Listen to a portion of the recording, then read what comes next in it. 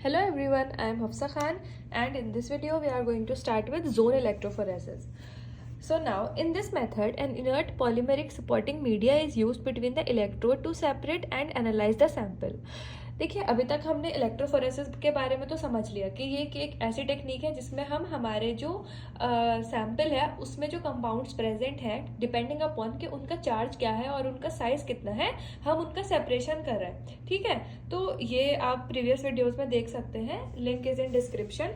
अब zone electrophoresis एक ऐसा मेथड है जिसमें हम क्या कर रहे हैं, inert polymeric supporting media use कर रहे हैं। ठीक है, इनर्ट मतलब कि नॉन रिएक्टिव, कि वो किसी भी चीज के साथ किसी भी तरह से रिएक्ट नहीं करने वाला है। यूज बिटवीन इलेक्ट्रोड, दो इलेक्ट्रोड्स के बीच में, to separate and analyse a sample, उस सैंपल को एनालाइज करने के लिए या फिर उसके जो मॉलिक्यूल्स हैं उन्हें सेपरेट करने के लिए।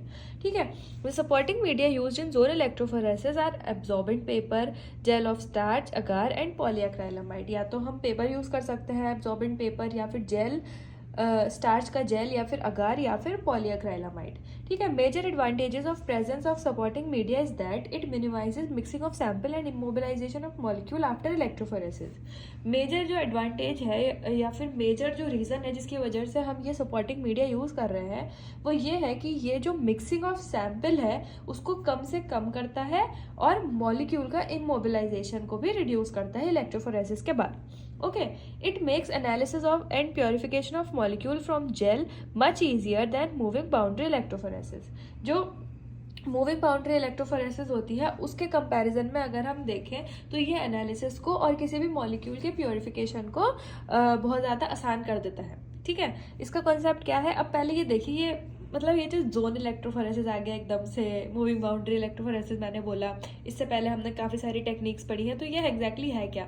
अब आपके सिलेबस में तो ये इसी तरह से मेंशन है तो आप थोड़े से कंफ्यूज हो सकते हैं, इसलिए मैंने आपको ये चार्ट बनाकर दिया है। जो हमारी इलेक्ट्रोफोरेसिस है ना उसको हमने ब्रॉडली जोन और मूविंग बाउंड्री इलेक्ट्रोफोरेसिस में ही डिवाइड करा है। अब आपने जो प्रीवियस वीडियो में हमारी पेपर इलेक्ट्रोफोरेसिस पढ़ी है, जेल इलेक्ट्रोफोरेसिस पढ़ी है और कैपिलरी इलेक्ट्रोफोरेसिस पढ़ी है। ठीक है, अब हम अब एकदम से आपके सिलेबस में लिखा हुआ है जोन इलेक्ट्रोफोरेसिस। ठीक है, तो ये जो जोन इलेक्ट्रोफोरेसिस है उसके अंडर में ही आती है हमारी paper electrophoresis, acetate, cellulose acetate, या फिर जेल इलेक्ट्रोफोरेसिस। ठीक है, जो हम पहले पढ़ चुके हैं ऑलरेडी, आप डिस्क्रिप्शन में लिंक है उसमें आप क्लिक करके देख सकते हैं, प्लेलिस्ट में आपकी सारी वीडियोज अवेलेबल है। इनफैक्ट बाकी आपका जो सिलेबस है मॉडर्न फार्मास्यूटिकल एनालिटिकल टेक्निक का वो भी आपको पूरा मिल जाएगा।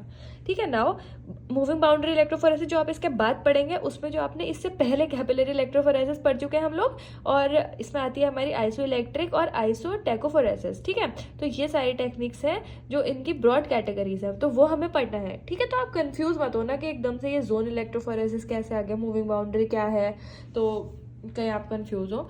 तो बस इसी का ही मैंने आपको एक ओवरव्यू दे दिया है। अब अगर आपसे जोन इलेक्ट्रोफोरेसिस पूछ जाएगा तो आप इसका ये ओवरऑल इसके बारे में लिख सकते हैं, एक ओवरव्यू। और उसके अलावा हम ये मेंशन करेंगे कि पेपर इलेक्ट्रोफोरेसिस और जेल इलेक्ट्रोफोरेसिस इसी का ही पार्ट है। ठीक है, तो आप उसके बारे में भी इसमें सेम चीज़ें लिख सकते हैं, इसलिए मैं इसको दोबारा से इसकी एग्जैजरेटेड वीडियो नहीं बना रही हूँ। ठीक है, तो आप इसमें कंफ्यूज मत हो ना। आप इसमें बेसिकली हम ये समझा सकते हैं कि जोन इलेक्ट्रोफोरेसिस कोई भी एक ऐसा मेथड है जिसमें हम एक inert polymeric supporting media use कर रहे हैं दो इलेक्ट्रोड्स के बीच में हमारे जो मॉलिक्यूल है उसको सेपरेट करने के लिए, और हम उस सैंपल को फिर इसी तरह से एनालाइज करेंगे। ठीक है, हम इसमें एक सपोर्टिंग मीडिया यूज करते हैं, वो एब्जॉर्बेंट पेपर भी हो सकता है, कोई भी जेल हो सकता है, या फिर अगार हो सकता है, या फिर पॉलीएक्राइलामाइड, कुछ भी हो सकता है। ठीक है, अब मेजर एडवांटेज इसकी क्या है मैं एक बार आपको रिपीट करवा रही हूँ तो आप कंफ्यूज मत होना। ठीक है, इसलिए मैंने आपको ये चीज़ बार बार एक्सप्लेन करी है। हम ये इसीलिए ही यूज़ करते हैं ताकि जो हमारा सैंपल है उसकी मिक्सिंग कम से कम हो और इमोबिलाइजेशन ऑफ मॉलिक्यूल इलेक्ट्रोफोरेसिस के बाद वो भी हम उसको रिड्यूस कर सकें।